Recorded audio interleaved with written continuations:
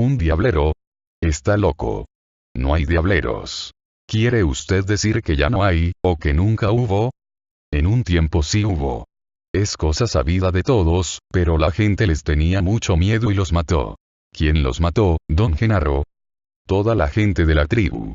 El último diablero que yo conocí fue ese. Mató docenas, quizá hasta cientos de personas con su brujería. No podíamos tolerar eso y la gente se juntó y una noche le cayeron por sorpresa y lo quemaron vivo. ¿Cuándo fue eso, don Genaro? En 1942. ¿Lo vio usted? No, pero la gente todavía lo comenta.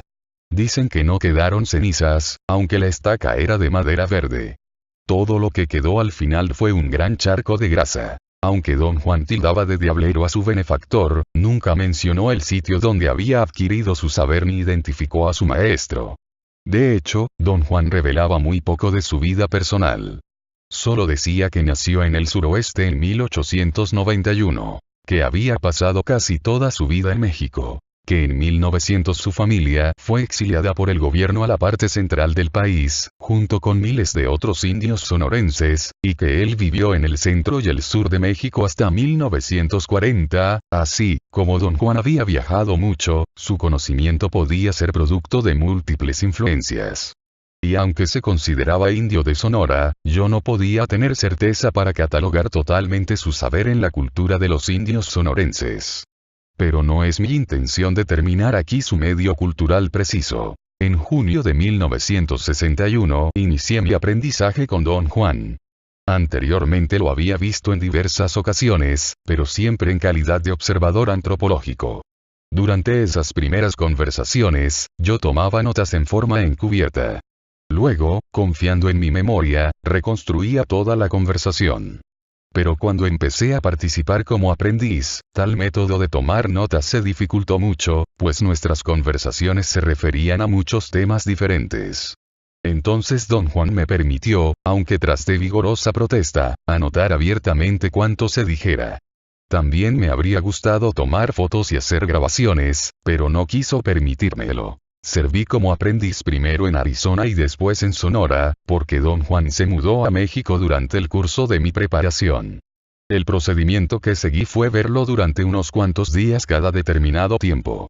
Mis visitas se hicieron más frecuentes y más largas durante los meses de verano de 1961, 1962, 1963 y 1964.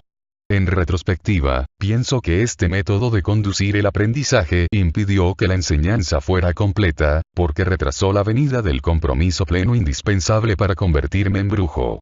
Sin embargo, el método fue benéfico desde mi punto de vista personal, porque me dio un poco de distancia, y eso fomentó a su vez un sentido de examen crítico que habría sido imposible de lograr si yo hubiera participado continuamente, sin interrupción.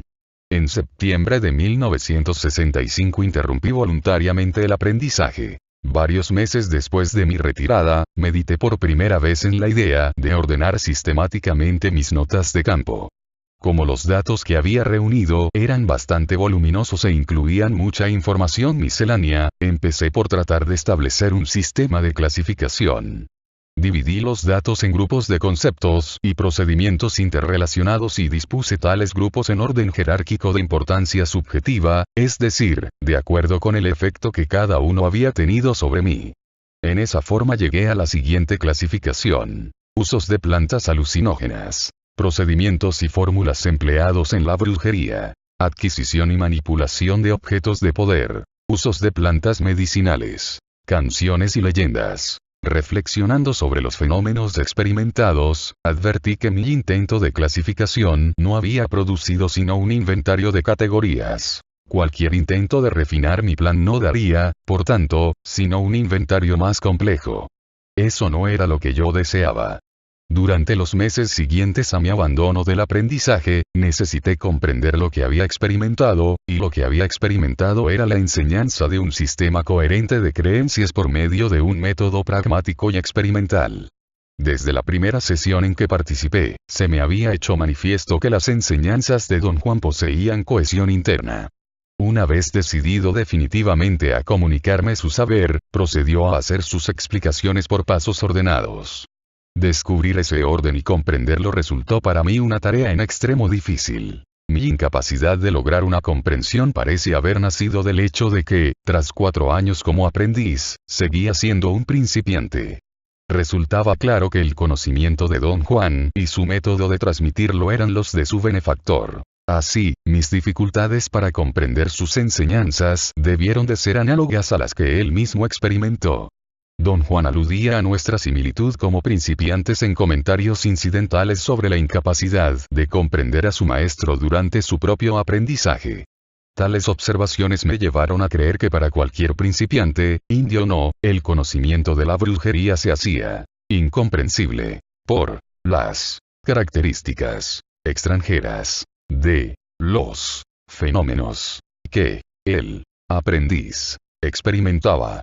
Personalmente, como occidental, dichas características me resultaron tan ajenas que me fue prácticamente imposible explicarlas según mi propia vida cotidiana, y me vi forzado a concluir que sería inútil cualquier intento de clasificar mis datos de campo en mis propios términos. Así se hizo obvio que el saber de Don Juan debía ser examinado como él mismo lo comprendía. Solo en esos términos podría manifestarse en forma convincente. Sin embargo, al tratar de reconciliar mis puntos de vista con los de Don Juan advertí que, cuando trataba de explicarme su saber, usaba siempre conceptos que lo hicieran inteligible. Como esos conceptos eran ajenos a mí, tratar de comprender los conocimientos de Don Juan como él los comprendía me colocaba en otra posición insostenible. Por tanto, mi primera tarea era determinar el orden de conceptualización empleado por Don Juan. Trabajando en ese sentido, vi que él mismo había hecho hincapié particular en cierto terreno de sus enseñanzas, específicamente, los usos de plantas alucinógenas.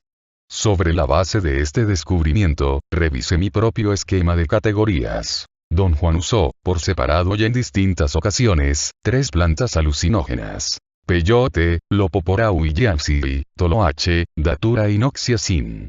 Demeteloicles, y un hongo, posiblemente Psilocybe mexicana. Desde antes de su contacto con europeos, los indios americanos conocían las propiedades alucinógenas de estas 3 plantas. A causa de sus propiedades, han sido muy usadas por placer, para curar, en la brujería, y para alcanzar un estado de éxtasis. En el contexto específico de sus enseñanzas, Don Juan relacionaba el uso de la datura inoxia y la Psilocybe mexicana con la adquisición de poder, un poder que él llamaba un aliado. Relacionaba el uso de la lopoporau y yansi con la adquisición de sabiduría, o conocimiento de la buena manera de vivir. La importancia de las plantas consistía, para Don Juan, en su capacidad de producir etapas de percepción peculiar en un ser humano. Así, me guió al experimentar una serie de tales etapas con el propósito de exponer y validar su conocimiento. Las he llamado estados de realidad no ordinaria, en el sentido de realidad inusitada, contrapuesta a la realidad ordinaria de la vida cotidiana. La distinción se basa en el significado inherente a los estados de realidad no ordinaria.